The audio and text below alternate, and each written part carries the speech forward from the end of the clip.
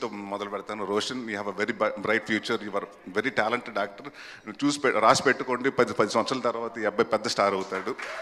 And Ankit, bouncers ఇంత తోసేసారన్నో, ఇప్పుడు bouncers ఆపలేదన్నో, ఒక రోజు వస్తుంది బౌన్సర్స్ని అంటే నీ ముందు 4 బౌన్సర్స్ ఉంటారు, నిన్ను ఎవరు నీ దగ్గరికి రాకుండా చూసుకుంటానికి ఆ టైం కూడా వస్తుంది. Because you that fantastic actor.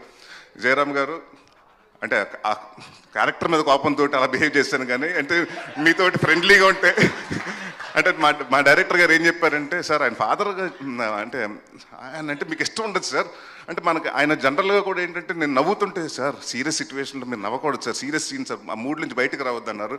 So అందుకని ఆ 3 రోజులు ఆ మూడ్లో ఉన్నాను, కానీ అంటే మిమ్మల్ని ఇగ్నోర్ చేయాలని ఇది కాదు. It was pleasure working with you sir. And అలాగే ప్రవీణ్ గారు, మీ అందరు రాజు గారు అని పిలుస్తాను నేను. So very fantastic actor. And ఈ సినిమాలో చాలా మోడ్యులేషన్ కూడా చాలా కొత్తగా చేశాడు. అండ్ రాజా గారు, నా గురించి మాట్లాడలేదు కాబట్టి నేను కూడా మీ గురించి మాట్లాడదలుచుకోలేదు, ప్రీ రిలీజ్లో మాట్లాడతాను. అండ్ సుబ్బు గారు, అంటే ఈ సినిమా జనరల్గా ఏంటంటేనండి, ఒక పర్సన్ అంటే కసితో చేశాడు అది అంటారు, కానీ ఈయన దానికోసం దాదాపు 2.5 సంవత్సరాలు ఈ సినిమా నాకు కథ 2.5 సంవత్సరాల ముందు చెప్పడం జరిగింది. అప్పటి నుంచి ఏదో అనుకోకుండా నా వేరే సినిమాలు కమిట్ అవ్వటం, అది ఫినిష్ అవ్వటం, అలా వెయిట్ చేయాల్సి వచ్చింది. బట్ ఈ 2 సంవత్సరాలు ఏ రోజు టైం వేస్ట్ చేసుకోకుండా ప్రతి డిపార్ట్మెంట్, మ్యూజిక్ ఎలా ఉండాలి, సౌండ్